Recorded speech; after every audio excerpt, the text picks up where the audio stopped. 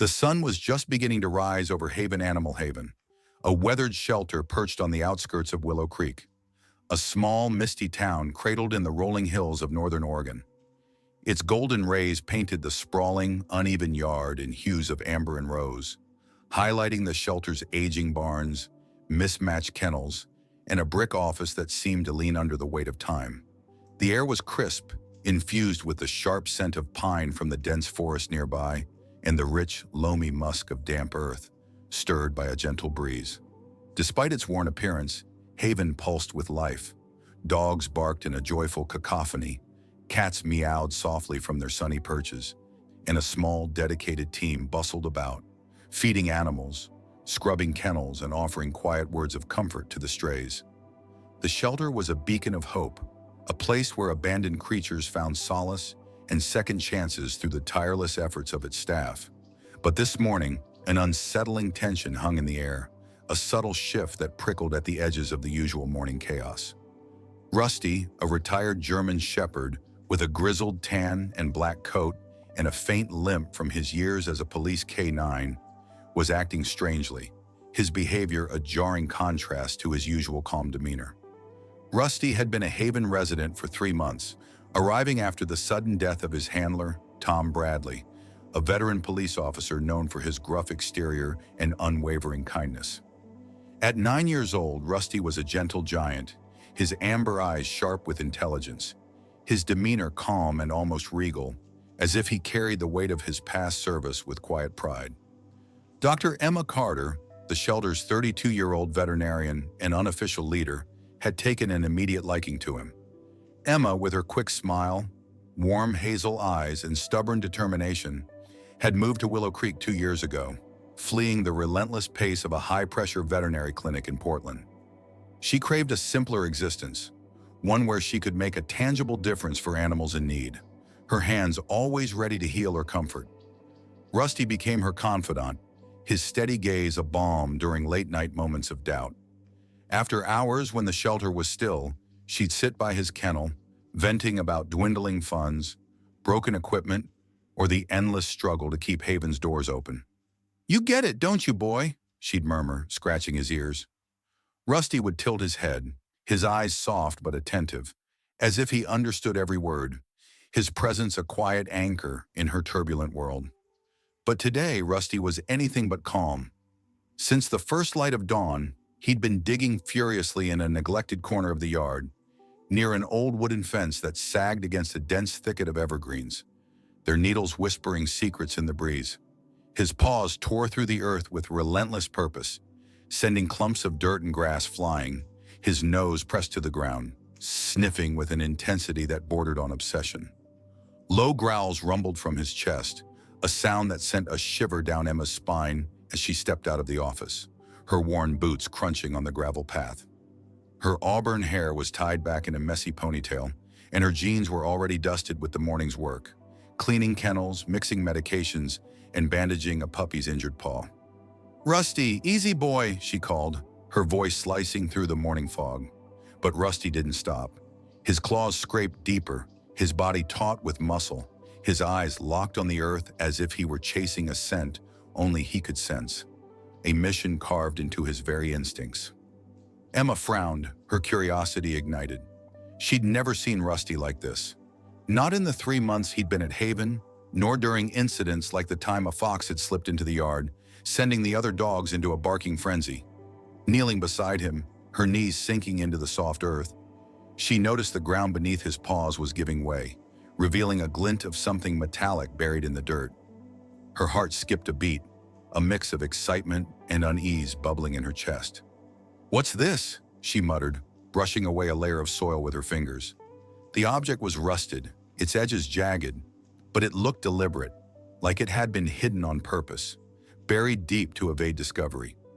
She grabbed a small shovel from the tool shed, her hands steady despite the nervous flutter in her chest, and joined Rusty, carefully digging around the object. The metal gleamed faintly in the morning light, a stark contrast to the dark, loamy earth, and Emma's pulse quickened as she realized this was no ordinary find. Haven animal. Haven was Emma's passion, her heart's work, but it was a constant battle to keep it afloat. The shelter teetered on the edge of closure, surviving on sporadic donations, volunteer labor, and the grit of a tiny staff. Emma loved the chaos, the wagging tails of dogs finding new homes, the soft purrs of cats curling into warm beds, the fleeting moments of triumph when a terrified stray finally trusted her touch. She'd traded the sterile efficiency of her Portland clinic for the messy, heartfelt work of Haven, where every day brought new challenges and small victories. But the shelter came with obstacles that tested her resolve. Harold Vance, the longtime director, was a grizzled 65-year-old who'd been with Haven for nearly 3 decades. He cared about the animals, but his priority was keeping the shelter's reputation pristine, avoiding any scandal that might dry up their meager funding. "No bad press, no drama," he'd grumble, dismissing Emma's ideas for fundraisers, social media campaigns, or renovations to the crumbling barns and leaky kennels. Their clashes were frequent, a silent undercurrent that ran through every staff meeting, every budget discussion, every decision about the shelter's future. Harold's resistance frustrated Emma, who dreamed of transforming Haven into a modern sanctuary. New facilities, better medical equipment, and outreach programs to teach the community about animal welfare. As Emma dug, the metal object took shape, a small, dented box, no bigger than a loaf of bread, its surface scarred with rust and time. Rusty's growl softened into a low whine, his amber eyes fixed on the find, unblinking, as if guarding a sacred relic. Emma's hands trembled as she brushed away the last of the dirt, revealing the box in its entirety. It was old, its hinges corroded, but it was sealed tight, as if untouched for decades. She glanced at Rusty, who sat back, panting heavily, his job seemingly complete. "What did you find, buddy?" she whispered, scratching his ears, her fingers lingering on his warm fur. His body remained tense, his gaze unwavering, and Emma felt a surge of gratitude for the old dog's instincts. Jake, the shelter's intern, a lanky 22-year-old with a nervous grin and a habit of tripping over his own feet, wandered over, his eyes widening at the sight. Doctor, Carter? That looks kinda creepy. Should we open it?" he asked, shifting awkwardly, his hands stuffed in his pockets, his sneakers scuffed from hauling feed bags and cleaning cages. Emma shook her head, her mind racing with possibilities. "Not yet. We need to call Harold, and maybe the police." The word police hung heavy, like a storm cloud over the quiet yard. Haven was a place of healing, a sanctuary for animals and the people who loved them, not a stage for mysteries or secrets. But Rusty's discovery felt different, urgent, significant, like a message from the past demanding to be heard. Emma's thoughts swirled. Was it just forgotten junk, buried by some long-gone volunteer? Or something more, something that could unravel the shelter's quiet history? She called Harold, who arrived in a huff, his weathered face creased with irritation, his flannel shirt rumpled from a restless night. "What's all this nonsense?" he barked, glaring at the hole, his hands on his hips.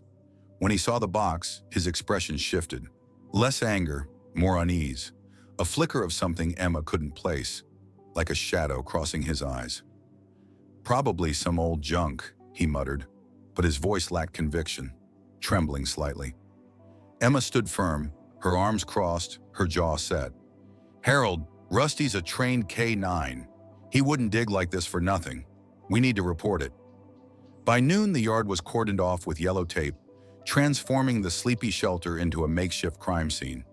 Officer Sarah Mitchell, a no-nonsense cop with a sharp gaze and a soft spot for animals, arrived with a small team.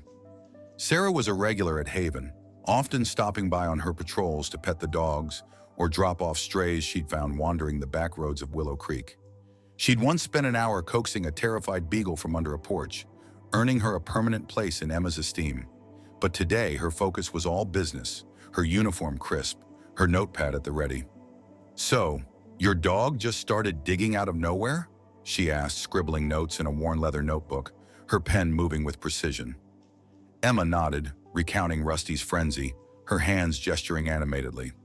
"He's a retired police dog. His nose doesn't lie. He was trained to find things. Drugs, explosives. This wasn't random." Sarah raised an eyebrow but didn't argue, Her lips pursed as she directed her team to secure the box. Harold hovered nearby, muttering about bad publicity, his boots scuffing the dirt. "This'll scare off donors. Nobody adopts from a place crawling with cops," he grumbled, kicking at a clump of grass. Emma ignored him, her attention on Rusty, who paced restlessly near the fence, his eyes darting to the hole as if he knew something they didn't. The box was taken to the Willow Creek Police Station, a modest brick building with peeling paint and a single flagpole. Emma was allowed to observe as they pried it open, the rusted hinges groaning in protest. Inside, wrapped in faded brittle cloth, were a handful of items: a tarnished silver locket, a bundle of yellowed letters tied with fraying twine, a small carved wooden figurine of a dog eerily resembling a younger Rusty, and a single pressed flower, its petals faded but intact, preserved with care. No weapons, no drugs, just personal treasures, each heavy with unspoken stories. The locket held a faded photograph of a woman in her 30s, her smile warm but tinged with sadness, her dark hair in a loose braid. The letters, written in looping cursive, were signed Eleanor. One line stood out, scrawled in a shaky hand. "I'll hide this where no one will look." "Forgive me, Margaret." Emma's stomach twisted, curiosity and unease battling within her. Who was Eleanor, and what was she hiding? Why had Rusty been so driven to find this box? Sarah's team launched an investigation, treating the box as a lead in an old case. The letters pointed to a story from 20 years ago, when Haven was under different management, and Willow Creek was a smaller, tighter-knit town. Eleanor Hayes had been a volunteer, a quiet woman in her late 20s who'd poured her heart into the shelter, her gentle touch calming even the most skittish strays. She vanished after a fire nearly destroyed the shelter's storage barn, officially ruled an accident due to faulty wiring. But rumors of arson had swirled, whispers of secrets buried in the ashes. The shelter's then director, Victor Klein, had rebuilt quickly, his charm disarming the town, but Eleanor never returned. Sarah found a missing persons report filed by Eleanor's sister Margaret, claiming Eleanor disappeared after the fire. The case had gone cold, dismissed as a runaway. Victor, a powerful figure with connections to the mayor's office, had ensured no one looked too hard. Emma couldn't shake the locket's image or the dog figurine. She spent evenings poring over old shelter records, dusty ledgers in a forgotten closet, their pages brittle with age. Eleanor's name appeared often: volunteer hours, notes on sick animals, a thank you letter to a donor. A faded photo showed her with a puppy like Rusty, sparking questions. Was Rusty a descendant? His behavior felt too personal, driven by more than instinct. The shelter grew tense as the investigation deepened. Harold's hostility peaked, his face red as he snapped, "You're stirring up trouble, Emma. Let it go." But she couldn't. She visited Margaret in Port Haven, a coastal town 3 hours away. Margaret's cottage was cluttered with memories, and when she saw Rusty, tears welled. "That's like Scout, Eleanor's dog," she whispered. Margaret revealed Eleanor's struggles: a breakup, medical debt, the shelter as her refuge. Victor Klein, charming but ruthless, skimmed donations, and Eleanor confronted him after finding proof. He threatened her, hinting at dangerous connections. Terrified, Eleanor hid the box and fled.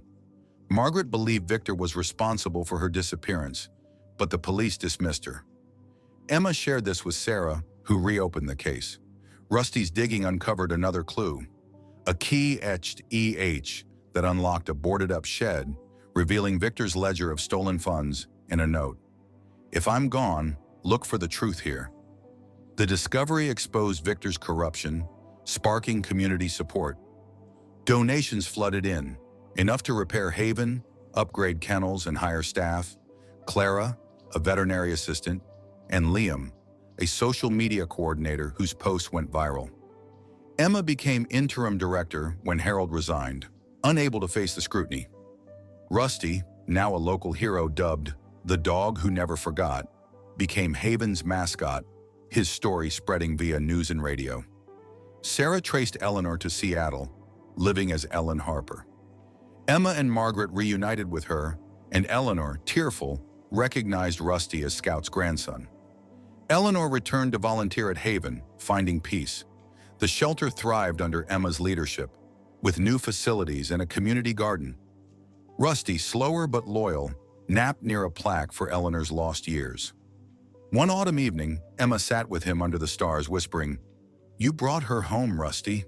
Haven was now a beacon of hope, transformed by a dog's instinct and a woman's resolve. If you love this story of loyalty and redemption, please like and subscribe for more heartwarming tales.